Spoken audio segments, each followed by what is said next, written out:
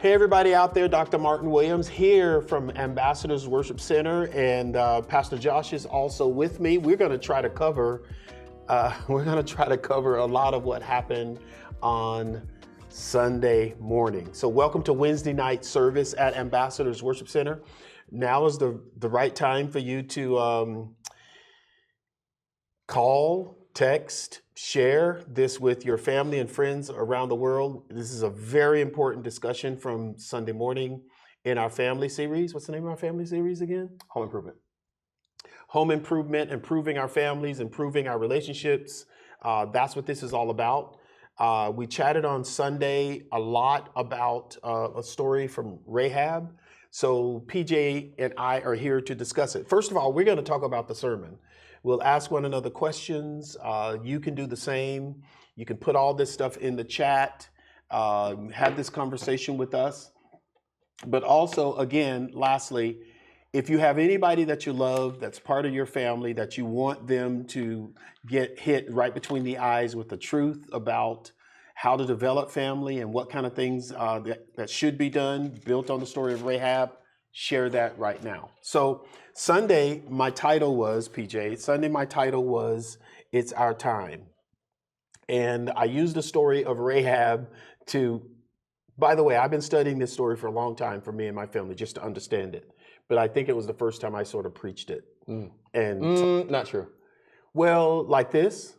I don't know. I've heard you teach this only one other time. Right, where, when? Here. Okay. Years ago, though. I think years ago we built this house. We got this house and we talked about getting everybody in the house and that kind of thing. Right.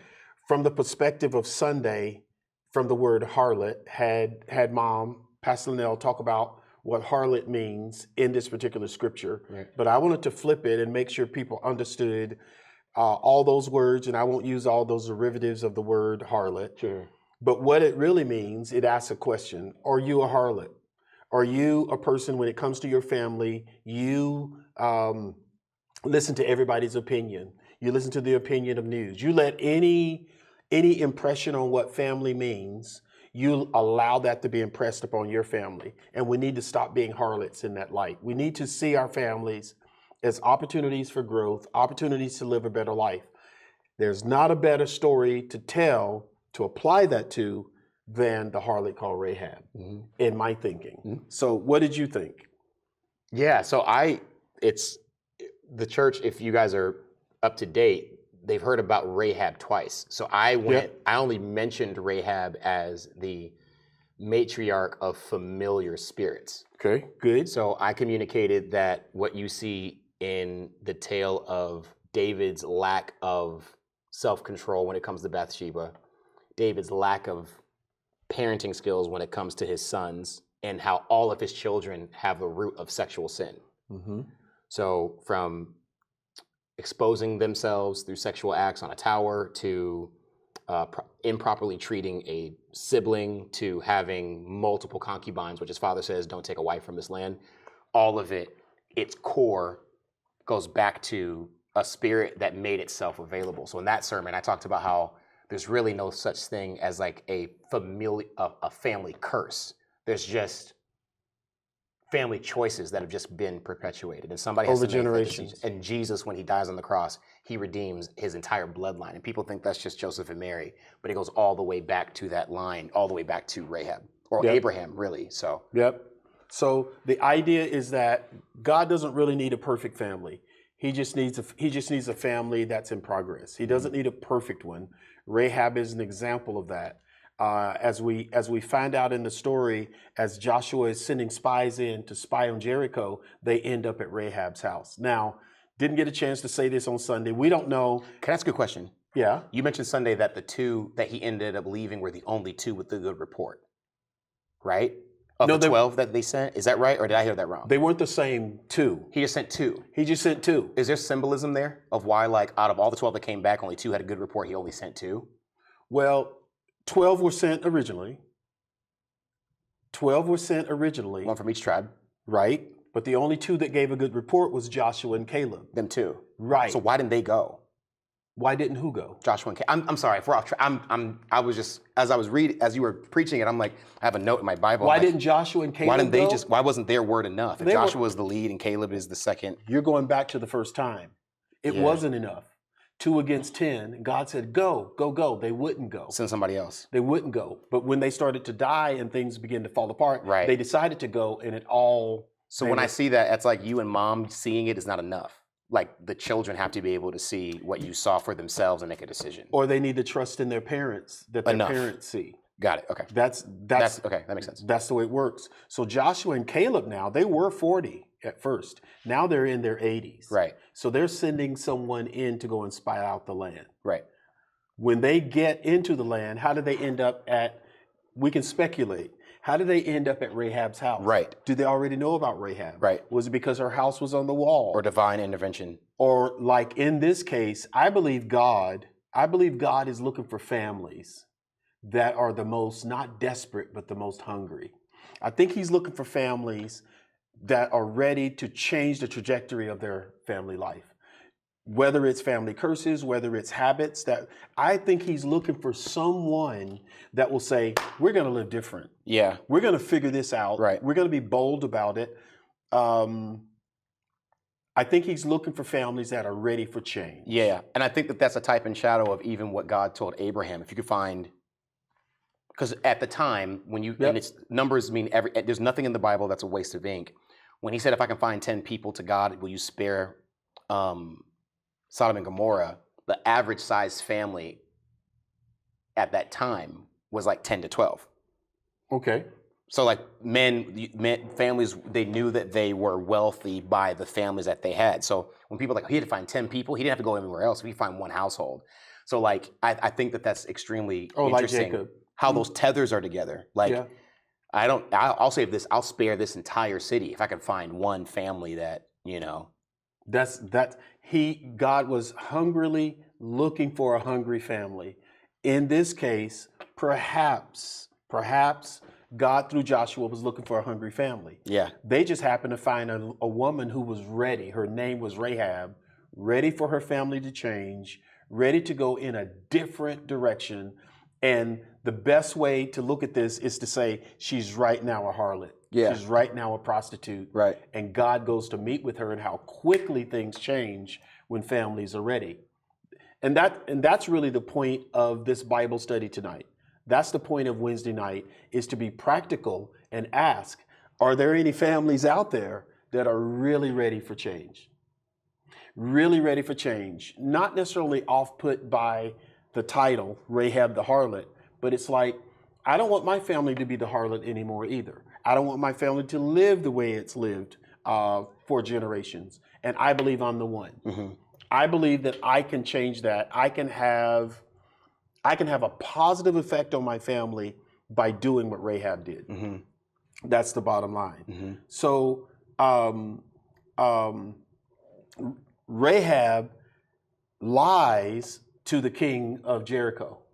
When it comes to the whereabouts of the two men that come. She, for some reason, and up front, I wanted to make sure people understand that while we're reading this story, we may not understand why she lied to the king. Why would she do that? These are spies coming. They're in her house. Da-da-da-da-da. Why is she doing that? Well, she said while she did it, she said, we've heard about your God. We've heard about what he did for you at the Red Sea. Mm-hmm. We've heard about, so in other words, once a family can hear about the goodness of God, Right.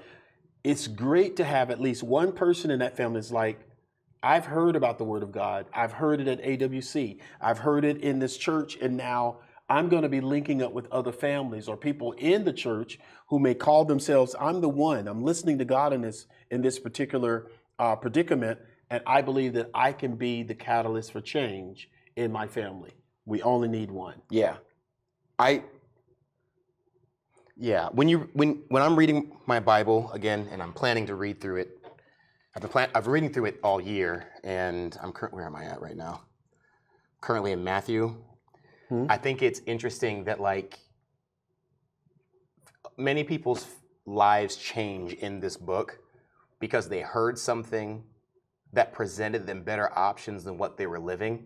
Yep. And even though it sounded too good to be true, they were willing for it not to be what they heard.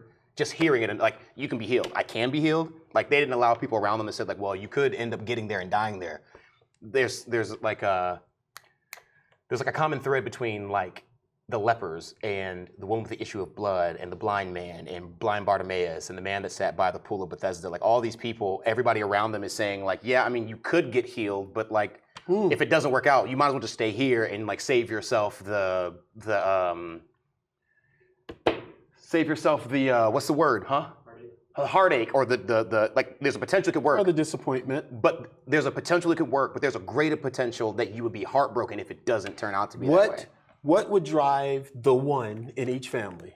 What would drive the one to say there is a risk here? I might die. Yeah. The king might find out, come back and kill me. This may not go well. Right. My family may not even understand what I'm trying to do. My family may reject it. What are the characteristics of a person in a family and they're the one? And they'll say, I'm willing to risk it. Yeah. I'm willing to risk it all if this could change my family as a whole. Okay, so you're Because asking you me? would just, well, I'm counting because you just described, you just said, this could not work out. This could Right. be painful. This Yeah. could be harmful. You could get there and there's nothing there. Exactly. Why would a person do that for their family? I think it's that word of, it's desperation. It's not even desperation. It's like in those movies, like if we're gonna die, I'd rather die close to even a dream Right. than to die in this terrible reality. Exactly. So like the lepers in our Bible, like we're gonna die anyway. Right. Let's So- die close to food. So like, hey, our family, it's in turmoil. We've already signed the divorce papers, or we just, I don't know, whatever's happening in anybody's family. I don't want to Right. get too into the mother grubs of it all, but if we're gonna try, like let's at least like, if it's all not gonna work, let's strive for something, even if it's a dream. Yes. Yes. Like even if nobody's seen it before, because I think that's another thing. Rahab is talking to these men, doesn't know anything about God except for what she's heard. And I think that's the reason why people's testimonies and why our families working well is not enough. Our families working well and telling people that the reason why our families work well is not because we save. It's not because we do these things, not because we're Right. putting money up. Our families are working because of the principles that we're practicing, because that's like the good news of the gospel, that it's available to each and every person. So when it comes to that good news part, she said, we heard about your God. She said, and because we heard about your God, something happened to us. We know your God's given you the land. We know that our people are terrified. And then she said, so she was convinced and knew that this was her chance. She's like, we heard about your God. So now AWC in its position as a church and as a kingdom church and as a church that creates ambassadors, how important is it to you as lead pastor that I get to hear about God. I get to hear about what he can do. And I know that I can actually relate to this. Mm-hmm. When PJ, Pastor, whoever's up talking, I hear about God, and what they're telling me here is that can be my life. Mm-hmm. I can actually get healed. Right. I can actually preserve my family. Right. I can actually rescue my children. It's not just a story in the Bible. I mean, how important is that to you as lead pastor here at AWC? Yeah, I feel like I answer that question every time we talk. Yep. I think I answer that. I do my best to answer that question every time that I get an opportunity to speak in front of any people, especially these people that I have the opportunity to lead. Is that's all the gospel, the good news of the gospel is that yes, life can be terrible, it can be sucky, it can be upside down. Yep. But the good news of the gospel is that when you apply the principles through relationship with Christ, there's absolutely nothing that can't be turned around. So my hope is that any program, men's ministry, women's ministry, if we're doing caroling for Christmas, or if we're doing stuff for any of like the any houses here in Omaha, like where we're like putting food boxes together for like the homeless, I'm praying that the hope is that people don't come here and see things working for someone else and feel like it's intangible for them. For them. Yes. I'm praying that when they see it, when they see somebody drive up on the lot with a new vehicle, they don't think, oh, that's just prosperity. They say, oh, what I'm practicing currently, that's the end road of what I'm practicing. And maybe the gift that God gives me might not be the car. It might be peace in my life. It might be clarity of where I'm going. It might be vision. It might be I know that there are probably people watching that like this new year, God told them to start a business, and like they have the name for the business, but they need their prayer, like they need their actual partner. And because they're practicing these principles, they don't even know if they're going to meet somebody in an elevator somewhere, and that's going to be a handshake, and then 10 years down the road, because we have all those stories of people that have increased their finances because they were in the right place at the right time and they prayed the right prayer. Right. So a place where you and your family can not just hear the word, but hear the word as it applies to you and gives you an opportunity to make some decisions. Take your shot. Take your shot on living a better life, because everybody that you're in the audience with, they're all doing it. Yeah, and We're that's all what you doing told. that at AWC. You took the facade of religion out of the room, because a lot of people, you mentioned it, like just wait on Jesus, and like our cultural background is Kojic with sprinkles of like Baptists and whatnot, but it doesn't matter what culture or ethnicity that you're in. Any church that's not teaching the kingdom is all teaching the same thing. Right. God is coming, everything will be okay, Right. Roll it over on Jesus. And which preacher can preach the sermon in a better way? Yeah, and you said Sunday, no, if you die in Jericho, it's not because God isn't merciful. It's because you have the perfect, like the two men are great, but like Rahab, what if she would have heard what the people said and just been like, oh, whatever. She would have died on the wall too. Right. But she heard something and she had enough wherewithal internally to be like, okay. And took her chance. Even if it doesn't work, even if I'm going to die tomorrow, something's going to happen. So let's just see. Either y'all going to cut, when you guys shout, the wall, maybe she didn't know their strategy, but you're going to come into our country, take it over, so I'm going to die by the sword or whatever. Mm-hmm. So let's make a deal. If you came to my house, I can now talk to you and ask you for grace and for favor. Mm-hmm. Every family should ask God for grace and for favor. And invite him in. To your house. And I think that's another thing, and I'll be real quick. I think it's important for families to realize, like, you don't have to have a prayer life that sounds like 15, 20 years or 30 years of being with God. Exactly. Like, your prayer can literally be, just come in. And it's almost like if like somebody of high stature came into your little humble home. Yeah, you're not gonna have like the rug and you're not gonna have all the tea set, but like I got water. Like, and I think that's all Jesus wants. You're welcome. Just come in. I don't know what to do. I don't know how to talk. We don't got the clothes, but I know once you walk into the room, just tell me what I'm supposed to do. We have to, all of us, to be able to do that, PJ, we have to give up the harlot mentality. Yes. Anybody can come in my house. Yeah. They can have a place of inputting into how I feel about my family. So it's like there needs to come a time where it's like, I don't really care what anyone else says. They can choose my value. Exactly. They can talk about me out there. Exactly. They're more powerful than I am. I'm low man on the totem pole. Right. Who's going to listen to Rahab? I sleep with people for a living. Exactly. Nobody's going to listen to me. We need to get rid of that attitude about our families. In this series, it's home improvement. Right. But home improvement projects are started by the family who lives in the house. Correct. They're saying, we're tired of the faucet dripping. We're tired of the carpet being ripped. We're tired of This door never shuts. We're tired of that. Leaning stuff up against the door so that it stays closed. Exactly. But the cold air is seeping through. We have that in one of our homes. Exactly. Yeah. We're not doing that anymore, and that's what we're encouraging. We're encouraging families to say, we're going to take our shot. It's risky. This could be dangerous. But how much more dangerous is it for the Williams family to pass this on to LJ? How much more risky is it? What risk are we taking that something our great-grandparents did, now our grandparents did it, now our parents are doing it, now you're a parent yourself, and now you're going to pass that on to your son? Yeah. That is dangerous. Yeah. But someone to say, we need to stop.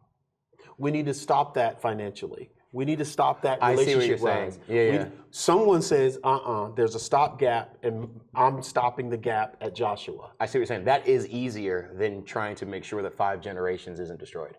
Yes. Okay. So then for the person that's watching that thinks like it's harder on the opposite end, the easiest part is just the start. Yes.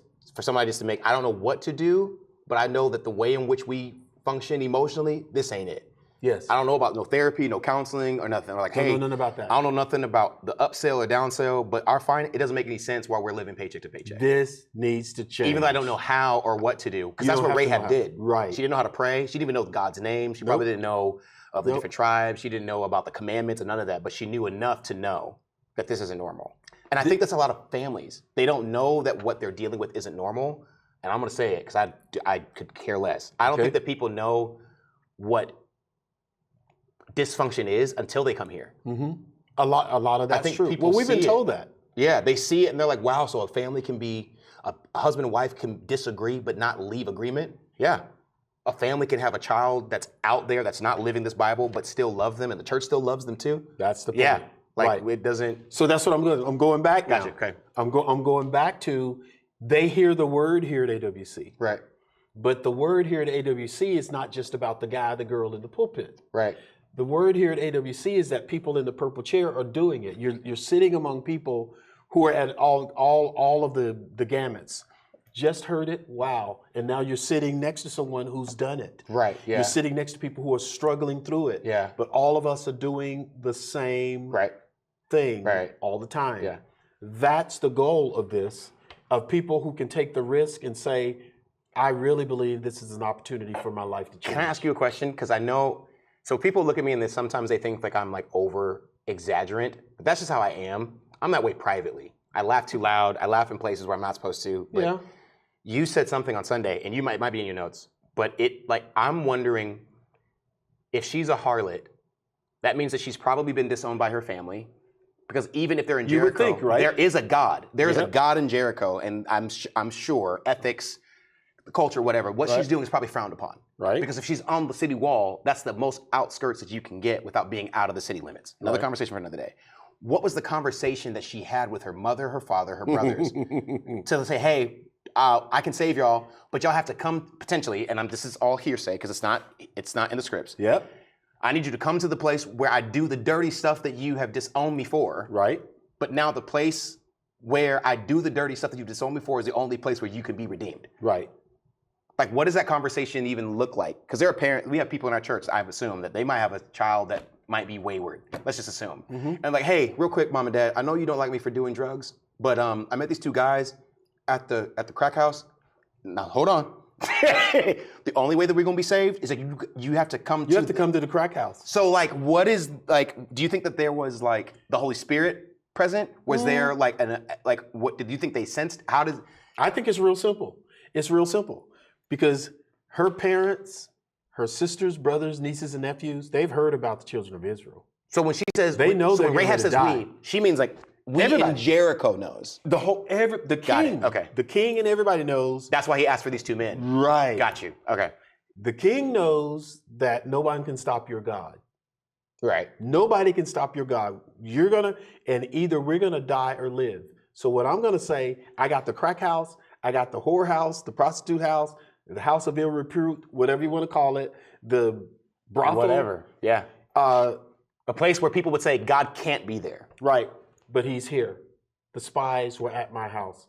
And the only way we're gonna survive this is coming to this house. That's the only way we're gonna survive.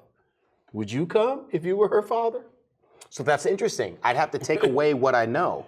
Yeah. What I know now, like the God of the universe, I don't know. That would be, because I think that's where all of because even in our families, the Williams or the Ramos family that I'm married into, in the Hackman family, there's been, because I have to think about the person in any place, the person that even in my own flesh, that I'd be like, man, you can't even, Our Joe, only you chance don't believe to Joe. And then survive. God uses Joe, Yes. and God doesn't tell me he's using Joe, then I've got to, it kind of sounds right. You're gonna take the chance to come to the house because it's the only chance you got. Right.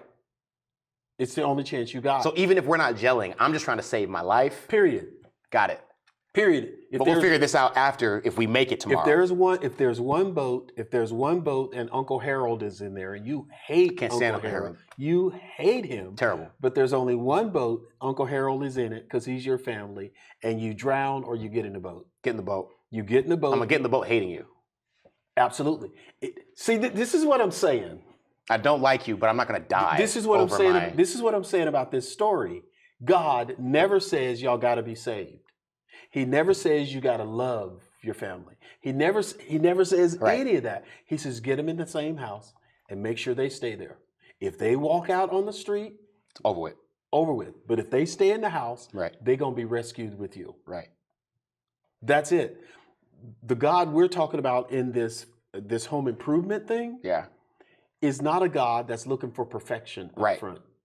Right. He's right. not looking for a holy family. He's not looking for mom, dad, kids, and everybody else. It could be a dad that's got kids, or single person, not married at all. A mom it doesn't matter what the construct is. Mhm. It doesn't have to be a family that's going to church. It doesn't have to be a family that's saved. It doesn't have to be a family that have money. All he wants is a family that's interested in change, in the promise in which God gives us as family. And doing what he said. That's it. Because all of that, what the men told her, would have been, she could have believed everything that they said, but if she wouldn't have put the red cord, it would have been. So here we go. So you gotta, yes, it sounds good, but there's always like, there's something, if I'm giving you like the practical of like how it could work, there's something you have to practice. Like Right. you have to, I can't just give you the good news. You have Yes. to take the good news and apply it. There's something you have to do. Yes, and that's the stuff. So let's talk about these practically. The two men say, "Listen, we'll do this for you, Right. but you got to do a few things. Right. Can't tell nobody. Right. You cannot tell anybody that I've." Now he hadn't even told her what they're going to do or when, Mm-hmm. but he's saying, "Don't tell anybody about this relationship that we have. Right. That the spies were in your house." Right. So practically, he's saying, Josh, if you're going to do something with your family, Martin, if you're going to do something with your family, hear from the Lord, but don't tell everybody. Hey, we just bought a new house. Hey, we're going to school. Hey, we're starting. Like, don't Oh, be. we're gonna. You can tell them after you've done it. Yeah, we did. But it's Yeah. not, we're gonna. Yeah. This is what We're we're restoring our planning. marriage. Like, stop telling people. Don't tell people. It's like an unsolicited invite for them to be in your business that they No. can't really help you in. If the angels of God made a covenant with you, that's your covenant with them. Don't tell everybody. Right. Because everybody's not going to be happy. You're going to protect the integrity of the agreement through silence. Is that number one? That was number one. Yes. Protect the integrity of the agreement through silence. through silence. Confidentiality. It's like, I just want to tell you. Right. This is a deal that every family, I mean 300 families, 200 families at church on Sunday. I mean, when we talk about family units, well, you're sitting here listening to the sermon next to someone in the purple chair, and in your mind, you're praying with your wife or your kids or whatever, and you're like, God's getting ready to do something amazing with our family. You can Correct. share that, but don't share what it is. Yeah. That's what he said. Number one, you got to keep confidence. Mm-hmm. Secondly, I want you to display this cord. And this cord, what God wants you to do with your family might be the toughest part. Get them in a covenant with God. Yeah. But, yes. Don't I'm you not saying think- get them saved. I'm saying, I think it's the symbolism. It's a red cord. yes, But in the Exodus. blood of Jesus. What is that? 13, 14? When he says, all right, Pharaoh, I'm telling Pharaoh, I'm going to harden his heart. Yep. It's the last one. Moses goes to Pharaoh. He says, hey, this next one, I can't tell you what God's going to do, but this one's going to take you out. Just let the people go. Pharaoh says, no, get out of here. Mhm. Moses goes back to the the Hebrews. He says, take the blood of a new lamb, put it over your door. And Firstborn. and I love that because it doesn't mean if you don't tithe and you do this, then it's coming in. Right. If you have disbelief, if Right. you are skeptical, if you don't believe that Jesus is the Son of God, he's to say, hey, like God is really interested in redeeming all of us. So he brings I love how you mentioned it Sunday, like he brings the expectation of what you got to do. Just do the last thing I told you. Just do it. Put the cord But I'm there. still in sin. Did you put the cord on your door? Exactly. Well, we're still working figuring it out. I'm working out my sexual whatever. Yeah, I so- am a drunk. I'm an addict. I'm a whatever. Is the cord on the door? Is the cord hanging out That's a the sermon title. window? I'm taking that. That's all. God is not saying you got to be perfect to be in a covenant with me. Put the cord out there. Say, I have a covenant with God. And that's how you get them in your house. You don't have to be right with God to be in the house. Just get in the house. You ain't got to like me, but we going to die tomorrow. You just got to get in the So house. do you want to die in the street or do you want to die next to a fire? Do you want to die with a full stomach? I got food. I mean, you're going to die. So which way? How do you wanna do it? That's all I want you to do is display the covenant cord. Put the blood on the doorpost of your house and bring everybody in the house. Just bring everybody in the house and tell them, be quiet. Don't say I'm disconnecting from church. Don't say I'm destructuring. Yeah. Drop all that junk Yeah. and just say, I'm in the house. I may not love God. I may be at war with him. I may be fussing with him sometimes. I may not understand him. I may hate church, but I'm in the house. Mm-hmm. I have a covenant. I'm in a house that has a covenant with God. I am in a house that has a covenant, with God. Because the instruction was given to Rahab, not to her brothers and their sisters, but they got to benefit from the covenant that was made because you're in the house. Period. So there are so many people that I know, they say like, well, and it's always their children. Yeah. My children used to love God, or they used to do these things, they're not anymore. And I'm like, the reason why your child has not overdosed, why they have not been kidnapped, Yes. why they have not died, Right. the reason is not because of doctors, not because they pumped their stomach. It's not the reason why your kid is still doing well. They got to school, they got the degree and all that other stuff and like the promotion is because they are living underneath the covenant that you made. You have a cord. You have You a covenant cord hanging over your family. They're in your house. Even if they live in an apartment complex in LA still in the on the house. 12th floor, they're still in the house. They're under that covenant. What do you preach on Sunday? You preach that? I don't know yet. Okay, that's a good context. That'd be really good. They're in the covenant that changes everything. So if I were to say about my son Joshua, if I was to say about my son Joshua lives in Washington D.C. and he's walked away from God and da da da da da. Well, I'm admitting that you're not in a house with the covenant. I'm saying Me leaving the house didn't get me out of the covenant. no, me dropping you from the covenant gets you out of the covenant. That's good. So whoever the one is in the family, whoever that one is, let's just say the one in our family, me and your mom is out there wilding out, Callie too, and all of a sudden you get saved. Mm-hmm. You got a covenant with God. And you come to us and say, hey guys, all you guys need to get under this. You don't have to get saved. You don't have to come to church with me. You don't have to do nothing. But I need you to understand this agreement I have with God. And it's going to work out great for our family. Right? Right. Well, we would be dumb, stupid, arrogant, or something to say no. Right. Because we see how this world's falling apart too. Mm-hmm. Right. But now we're in a house that has a covenant with God. So it takes one. Takes one. I think that could be, and I'm extremely privileged in this way. Much of the work that many of the families that are coming to our church for the first time that they're doing, I'm a beneficiary of it happening 2-3 generations ago, right? So mom's dad giving his life to the Lord, your father giving his life to the Lord. So like God is not a question for us, only because I have like 70, 80, 100 years of seeing where God showed up because of prayer, because of devotion, whatnot. I think the reason why what you're sharing is so important is for a person that's starting, I could feel how devastating it would be, like me being covered is dependent on me convincing them. That's impossible. I love how it's like, you don't have to convince them. That's God that does it all. Right. All you got to do is just make an agreement. Right. Because I think I assume, and many of you that are watching, maybe put a 1 in the chat or like, let us know. Like, does that ever seem to, I wonder if whatever I'm preaching or we're preaching, if it ever really feels like too good to be true, even though it's the gospel, even though it's here in black and white, people are like, it can't be that easy. Like it can't, you mean to have to make a decision? That's it? Just a little decision? That's all it takes? Just all I got to do is just tell the Lord, you're the Lord of my life. That's it?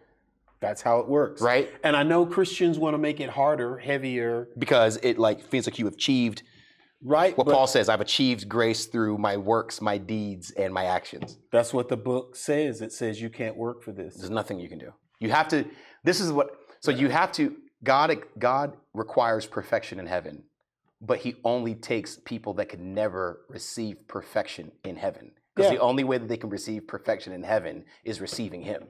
So it's like you can't. God uses the family like Adam. God uses a family like Abraham. God uses a busted up family like David. Yeah. God uses, he uses these families, and some people say, well, that's all he's got. I think it's deeper. Yeah, he just has imperfect people. I think it is, he doesn't need him. He doesn't need perfect people. He's proving it. He's perfect. Yeah, he's proving it. Yeah. He's not looking for perfect people. To take a harlot, which is the question. So this harlot married, what's his name? You're talking about the lineage? Yeah, Salmon. So was Salmon one? Who was Salmon? Was he one of the spies? Right. Did she meet him when she got to Jerusalem. Right. Some people speculate that he was one of the spies. Right. That he was one of the two But guys. he's a purebred Hebrew, though. Period. Like his blood is clean, and we can't get into that. Yes. We can't get into that. But like over time, the reason why we can say that every person on the face of the earth is a child of God is because the original blood of who he called his Hebrews and his Israelites has been dispersed into every single culture and ethnicity. Every nation. So like it's almost like you're cleaning your blood by getting hooked up with the right person, which is another conversation for another day. We'll probably talk about it in February. So But who you marry, yes. a house divided amongst itself doesn't mean bickering and fighting. A house divided is when there's two decisions. And we need to talk about that, by the way. Two decisions that have been made. Yes. You can't live in a house where there's two. We're going to serve the Lord. We're not. You got one's built on rock, another one's built on sediment. We have to agree. So the last thing he says to them is basically stay committed. That the Trust. men say to her. Trust us on this. Trust that when it goes down in Jericho, you're going to be rescued. Mm-hmm. You and I, as we're building families, Yeah. you and I, as we're building families, we have to trust that the covenant of God will take us to the next level in family. The covenant of God will rescue us from what's happening. The covenant with God, what he has made, the promises he's made in his word can change us, the trajectory, mentally, emotionally, psychologically, physically, financially. That trust it, stay committed to it, no matter what happens. In other words, when you hear the trumpet sound and all the rocks, all the walls start falling down around you, Mm-hmm. stay in the house. The wall is falling, just stay in the house. Trust that the covenant that has been made is between your family and God. Martin, Pastor Josh, no other preacher or bishop can stand in between that. It is a covenant that you have made with God for your family. Mm-hmm. Trust that. Don't sway away from it. Don't change. Don't disconnect. Don't tear down all those walls of love and appreciation for God while the walls of Jericho are falling down around you. Yeah. Trust it. Stay there. And also don't take other families' failures as, like, don't even look at them. Yes. I love that. Like, don't even, like, you're going to, the analogy that I see in my head is like, just worry about the Williams. Just don't even, and it's not a selfish thing. It's not like we're better. It's not a judgment thing, but it's just like what's going on over at 301 ain't got nothing to do with 302. Just stay at 302. Don't even open the door and look. Exactly. Don't even. Because that's what they did. Don't Close even the door. open the door. Don't even look. Close the door. Close the windows. Don't look outside. Just sit here until the whole thing Right.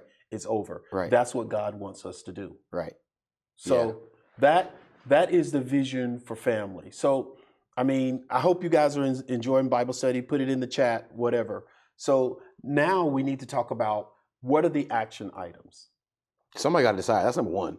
Okay. Somebody got to So make a talk decision. about that. No, that's it. Somebody got to decide. I don't think it's deep at all. I mean, somebody has to decide. The whole Exodus story, from the end of Genesis all the way through Deuteronomy until we get to the Judges, because we just proved we needed a king, all the way through, somebody had to make a decision. You have Ruth to made a decision. Esther made a decision. Joshua made a decision. Moses made a decision. Rahab made a decision. And I'd love, and I'll be quick, I think the thing is that they didn't give a lot of context to it because that's all it takes. It's a decision in your heart. You know what? You make a decision to go to school before you put in an application. Everything lines up once you make a decision. Shameless plug. If you never make a decision, things will not align for you. Mm-hmm. Why would God tells Abraham has a bunch of excuses. Finally, he says, you know I can't talk. And God said, who made man's mouth? In other words, I made your mouth like this. Your mouth is how I made it. Now. That's my favorite encounter in the Bible, by the way. Really? Only Why? because I saw Prince of Egypt. Oh, ooh, yeah. Yeah, they did make that scene sort of dramatic. Here's the thing. That's my favorite encounter in the Bible of all time. God finally says to him, you have to go because the decision has been made and your brother has already disconnected from where he was. He'll speak for you. And he's coming to speak for you. That's it. Once the decision was made by God that Aaron was released. Mm-hmm. So that means that for some families, when they make this decision, God already decided, I'm going to use your family. I just need somebody to say this. That's the only reason the only reason God is pestering your family. Or the one that's like, everybody else is, I'm tired of living like this. But I'm not just tired for me, I'm tired of us living like for this. the whole family. Aren't you tired of this? There's a decision. God's coming after you. That's why the spies came to your house. That's why they made a deal with you before they talked to Joshua. There's no phone call. There's no email. There's no way they can get to Joshua and say, is it okay we make this deal? They made a deal. That's why Joshua said, okay, you two guys, That's on y'all now. y'all go in there and get them people. Yeah, I'm not going in there because the blood won't be on my hands. He said, y'all made the promise. I agree with you. Yeah. Now you can go get Rahab and her family. I think that also brings the thought that like free families can also be a part of the decision-making process for people. Are you kidding me? I'm making a decision for God on behalf of you. I do. I do. I don't do it often, but maybe once every 3 or 4 months, I search the internet for the fastest growing churches.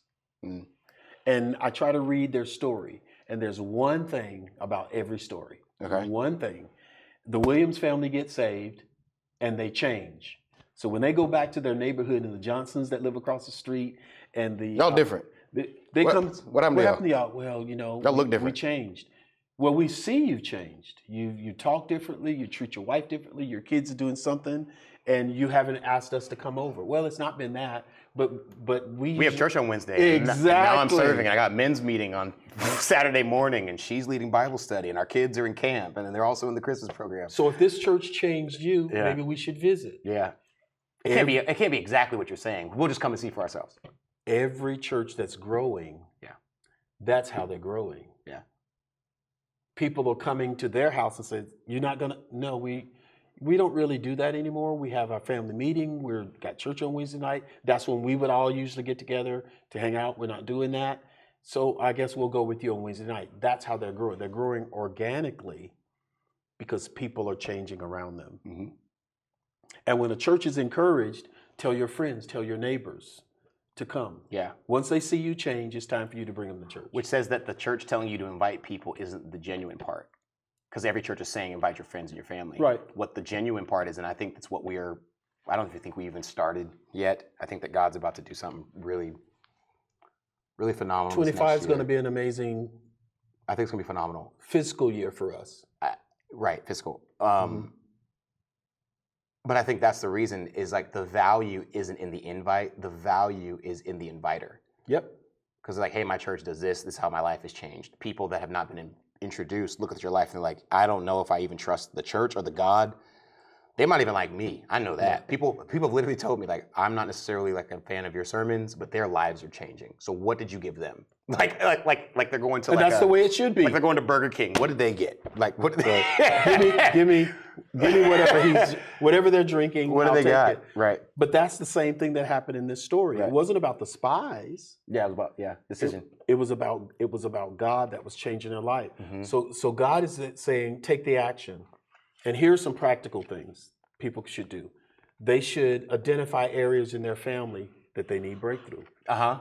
Be specific. That's a family meeting. That's what you said you were going to potentially talk about. I think so. We need Or how to talk about identify that. those things. Right. Identify something you would know is God. God, can you change this in our family? Could you really change our financial situation? Could you change our arguments? Mhm. Could you bring Bobby Ray home? Could Mhm. you? And because God wants you to point at something that you want changed. Right. She said, I want to make a deal with you. And when you read it in the genitive sense, she says, my daddy's got issues. My mama's got issues. Mhm. My brothers have issues. Mhm. My sisters have issues. Mhm. She's saying, we are a real whole family. They may hate me. I may hate them. They may be running the liquor store down the street, whatever. She says, we got all these categories. But if you can save my mom, dad, sister, and brother and all of their possessions, Yeah, I'll serve for the rest of my life. period. So identify something in your family that you want God to change. Identify it. And I make it practical. Exactly. It doesn't always have to be, I mean, not every family is going through what the world would say is calamity, but some people, and I'm only saying this because I don't have enough, no, I'm not going to say that. the only word I think is coward, but like some families have a lack of faith. Yes. Nobody in the family has ever finished anything. And there might be somebody like, if we just finish this, if we just learn how to finish. If we learn how to finish one thing, one project that we're doing together, one thing in our family, that changes everything. Mm-hmm. The next things they need to be practical about it is if there's that one thing, take courage, take courageous steps of faith. Mm-hmm. Courageous steps of faith. Lie to the king of Jericho, which is a whole other sermon series, but lie to the king of Jericho. Don't tell the king of Jericho what you're doing. Don't tell the king of, because Jericho is a mental and emotional space. It's not just a place on the map. Don't tell the truth to the king of Jericho. Tell the truth to the king of kings, because the king of this land wants to keep you bound. Wants to keep you bound. So be courageous and then pray boldly for generational change. Pray. Pray together. Because she could have just prayed to save me. Right. She could have. Which means that she didn't even think, however far off her family was, she didn't think that they were a lost cause. To your point earlier. They're worth being saving. To your point earlier. Being saved. It's being proved that her family didn't live inside her house. Because he said, go get them and bring them in. What is that like? Just say her dad was a priest of Jericho, a godly man in whatever that religion was. And now she's going to go to him and say, Dad, come with me. Come with me. Not to a hotel, but to the place where bring mom. It goes down. Bring mom to the brothel. Bring mom to whatever it is. What would that have been like for her and for him? I think I get where you're coming from now, because I love zombie movies. Okay. In zombie movies, at in the beginning, it's always like people that lived in like the city, but they had their lives never interchanged. It's like a lawyer, it's a stay-at-home mom, it's like a person that just was in prison, and it's always interesting. Like in the face of like potential extermination, people can find some hope. Like you're a convict. You see these zombies? Like now we all have a common. Exactly. I don't even care. Like you killed my mother yesterday. I get it. But you see this? And I think in our family, like cool. I know we don't like each other, but do you see this poverty? Like I know, like you see this mental health issue in our family. Like I know we might not be rocking together, but now we have a common enemy. And I think that's what you're saying. Like our enemy is not each other. Right. We still got to figure this out. But our actual enemy is distrust. Our actual enemy is we don't know how to follow a budget. Like we're not broke because we're broke. We're broke because we are spending more than what we have. Yes, and we haven't changed our ways financially. We haven't talked about it. And she saw their death. She put that at a higher price than maybe what they did to her. Absolutely. Because if you're alive, we can fix it. But if you die, then whoa. The only chance for us is to believe in this God that y'all are even scared of, Mom and Dad. Y'all are scared of him too. The whole nation is afraid of this God of Israel that dries up land, that sends food down from heaven, that kills, that takes out nations and kings in front of them. That it's like, this is real. So to come into this house and be under this red cord, that changes everything. So now we have to trust in God. This city's going to be destroyed. How do we not be destroyed? We have to come in this house, believe in this God, and see what he does for us. And that's all we're asking for families. The idea of calling anyone a harlot is not about the harlot that Rahab was. It's the person that feels used up, feels like they don't have control over their life. It can never be better than this. Right. People are talking about me. That person. Yeah, I'm being used and abused. You don't have to taken advantage of. You don't have to be the harlot anymore. Right. There's a God that transitions families from being harlots to being in the genealogy of Jesus. From harlots, man, another great title. I'm a title guy, but like from harlots to heirs, that's like she went from being a lady of the night to being in the lineage of Jesus. How do you? That means that he put Rahab next to his mother. Which is like that's another. How do you? Next to Mary. Is it the most important thing for nuts. God? Is it the most important thing for God to clean up a woman's physical womb? Most important? No. or is the most important thing to God is to clean up a woman or a person's spiritual wound. Yeah.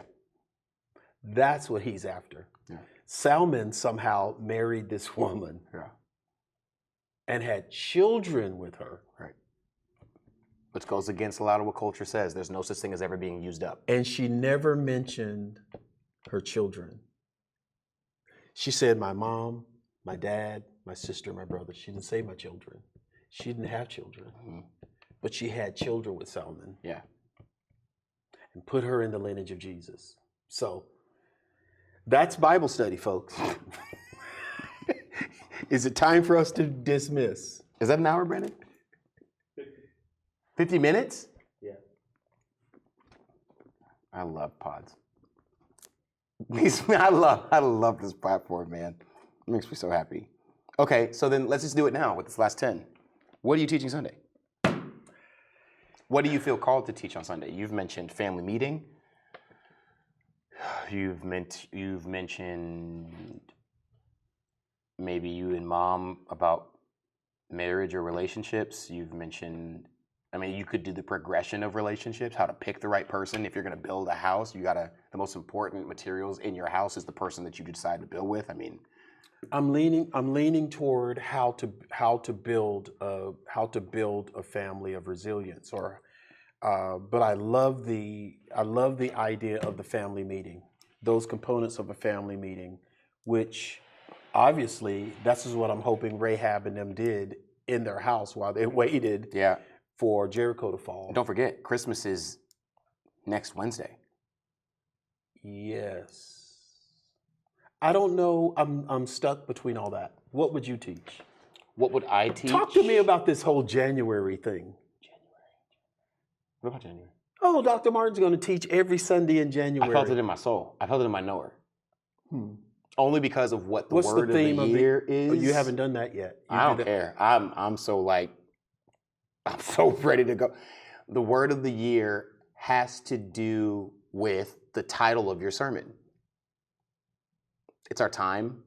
It has to do with if you don't jump now, if you don't leave now, if you don't have any time to even think about it. You don't have any time to think about it. You don't have any time to run it by your friends. You don't have time to throw it through ChatGPT or thesaurus. Are you going or not? Jump now. Because if you don't jump now, if you don't run now, you are going to miss a window and it's never coming back. I totally agree with it. It's never coming back. And so that's kind of what our totally word is. agree It's with that. for those that do you love the Lord? Okay, you're going to have to legitimately do all of the stuff now and continue it. Wherever you break is where God stops. So January the concept is to give people the faith to make that decision and trust themselves quickly.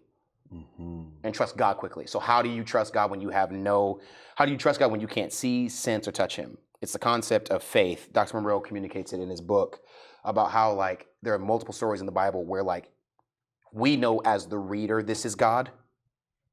But how do we know that Moses knew it was God? How do we know that Noah knew it was the Lord telling him to build an ark? Right. There was something that they had known, and they know enough about the character of God to be able to hear something that might come from a person that might be crazy or from a news outlet, and they know enough, and they take what they heard, they throw it through a filter really quick, and they say, it's God. And if it doesn't work, then it wasn't him, but I know I made a good decision. Because I think that this generation cohort of Christians, they need to learn about the God that they serve. Now, I can rock with that. I mean, that urgency. That was funny, huh? What was funny? That was funny. He said, I rock. He's using our language. We in there. I want to rock right now. Yeah, that was before us. Yeah, you're right. before you. I'm but that decisiveness. It's not urgency. It's not fear. It is I trust myself. Yeah. I need to. Yeah. There's something happening around me, and I need to be a part of it. I'm ready to do it. I'm even surprised I'm ready to do it. I'm not talking about I got to talk to such and so and make sure they give me permission for it. It's I have a deep sense. Yeah. By the way, we got to watch this over Christmas. There's a new Netflix show where they talk about there's 10 or 15 billionaires that were made billionaires by a decision. They said like, I just bought 100 Bitcoin and something told me to buy it. It was either I was going to buy the Bitcoin or I was filing bankruptcy the next day. And like, they're like all these different, I just was Ways online. that they did it. I bought the .com. The person that bought Walmart.com that still owns it, and Walmart is paying them year by year to use it, like they're in the .com area. They're like in all these different areas where people are like, well, how did you make the decision? Like, were you watching? I just made a decision. Something told me. So I would love for this January, by the end of it, once we're done with our fasting and consecration, for people to be able to identify the something. Because the something shows up everywhere. Something told me to turn left. Something told me, like, she might not be the woman that's on my list, but something told me that was my wife. Something told me my son actually wasn't sick, we should go to another doctor. Mm-hmm. Something told me, like, you know, to go on this elevator, and then I went left, and then I met this. It's something, and I can only say that because for me, my entire life, outside of the stuff that I've inherited because of the work that you and mom have done, or people before me that just love me enough, everything else has been something told me. And I bumped into someone, you know. This is going to be, January is going to be something like a Rahab moment. It's going to be something like, I trusted you, I stayed in the house, you brought me into this nation, and now I'm in the lineage. Now I'm prosperous. Now my business is working. Now my womb opened. Now and it has a lot to do with trusting myself. Rahab was not able to go to anybody and get advice in that moment. She said, I wonder if this is a good idea. I wonder if should I go Hold on, talk y'all to wait them? right here. Let me go. Right. She had no one. Yeah. So after she talks to the king, she's like, I'm going back up on the roof. Right.